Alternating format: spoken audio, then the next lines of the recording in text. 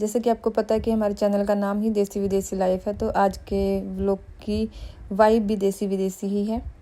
Hello जी, राम राम जी सभी छोटे बड़ों को। आशा करती हूँ कि आप सब बहुत अच्छे होंगे और हम भी बहुत अच्छे हैं।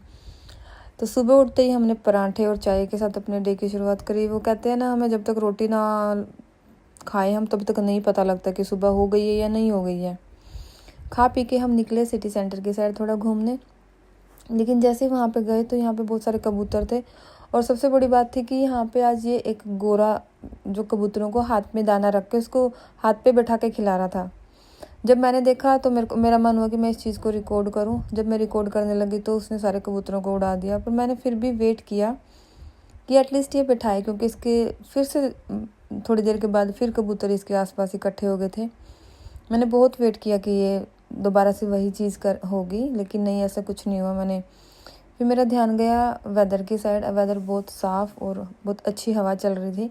नो डाउट आज गर्मी थी, लेकिन फिर भी बहुत मज़ा आया। फिर थोड़ा सिटी के अंदर थोड़ी एक दो फ़ोटो करवाई, और जो अपने लोग थे, इंडियंस लोग थे, वो देख के हंसी कर रहे थे। सेम हमारी भी हंसी छूट गई।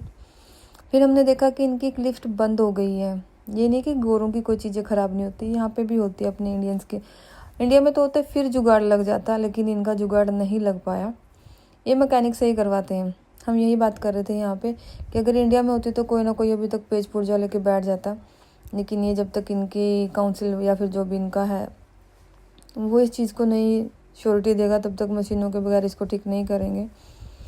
और यहाँ पे चार छुपेरे बहुत सारी बड़ी बड़ी दुकानें लगा लो, बहुत बड़े शोरूम लगा लो हर एक ब्रांड का, तो मन वैसे ऑटोमेटिकली थोड़ा अच्छा लगता है।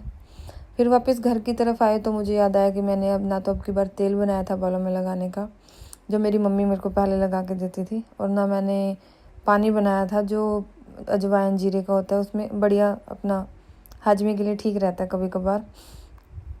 तो मैंने फटाफट वही बनाने की कोशिश करी, क्योंकि शाम हो गई थी और जल्दी भी सोना था, क्योंकि सुबह जल्दी उठना है। तो मैंने अपना तेल बनाना शुरू किया, सारे कुछ डाल के जो जो मेरे को पता है। वैसे मेरी माँ तो बहुत कुछ डालती थी, लेकिन मुझे उतना सब कुछ नहीं पता, फिर भी मैं कोशिश पूरी करती हूँ। ये तेल सच में ही बहुत कह सकती हूँ कि बहुत फ़ायदेमंद है, मेरा खुद का एक्सपीरियंस है। और फिर मैंने अपने प्याज खोले, जैसे अपनी माँ खोलती है, मतलब कि ख़राब ना हो जाए। सेम वही चीज़ें, जैसे जैसे ज़िंदगी में आगे बढ़ते हैं सेम हरकतें करने लगते हैं, चाहे हम कितने बड़े हो जाएं, लेकिन जो चीज़ें हम घर से सीखते हैं वो कभी ना कभी हम करते भी हैं और हमारे काम भी आती हैं, और हमारी कह सकते हैं ज़िंदगी का एक इम्पोर्टेंट हिस्सा भी होती है ये सब चीज़ें।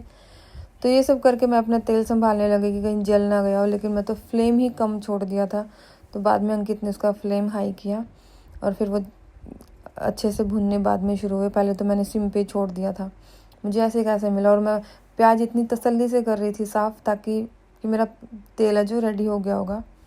और साइड में मैंने ये पानी रखा उबालने के लिए, जीरे और अजवाइन का, जो सेहत के लिए भी ठीक रहता है और बेसिकली पेट के लिए ठीक रहता है। और फिर ये मेरे प्याज भून चुके थे, साथ में मैंने खाना बनाने की तैयारी शुरू कर दी थी। एक साथ कई काम कर रही हूँ आज, मुझे खुद मेरी माँ जैसी फीलिंग आ रही है, जैसे वो लोग करते हैं ना एक साथ कई काम, तो मैं भी कर रही हूँ। बीच बीच में अंकित भी मेरी हेल्प कर रहे थे। ये तेल है ना, मैं तकरीबन 6-7 महीने से लगा रही हूँ कंटिन्यू। मुझे सच में मुझे बहुत फ़र्क दिख रहा है इस चीज़ का। और खाना बनाते वक्त हम हरियाणवी गाने सुन रहे थे। वो कहते हैं ना, कुछ भी काम करो तो गाने तो होने चाहिए, थोड़ा मन लगा रहता है, काम इतना बोरियत नहीं फील होती। और अपने हरियाणवी गाने तो वैसे ही अपना पैर भी उठने लगता है डांस करने के लिए। फिर हमारा खाना रेडी हो गया था, और फिर हमने खा पी के फिर हमें याद आया कि हम दूध नहीं लेके आए हैं। फिर ऐसा था कि अंकित को जाना नहीं था, तो मन किया कि थोड़ा बाहर घूम के भी आएंगे। और बहुत दिनों के बाद रोड के बीचों बीच चली, तो मुझे बड़ा अच्छा लग रहा था। और ये जो हमारी गली है ना, वो वन वे है, तो इसका कोई ऐसा नहीं था कि सामने से कोई गाड़ी आ सकती है। फिर हमने जब दूध ले लिया, यहाँ पे भी दूध बहुत महंगा हो गया। जैसे इंडिया में सुनते हैं ना कि दूध बहुत महंगा हो गया, सेम यहाँ पे भी दूध बहुत महंगा हो गया पहले से। महंगाई हर जगह बढ़ती जा रही है, क्या करें गरीब आदमी। ये देखो मौसम कितना साफ़ है और कितना अच्छा है, थोड़ी थोड़ी हवा भी चल रही थी।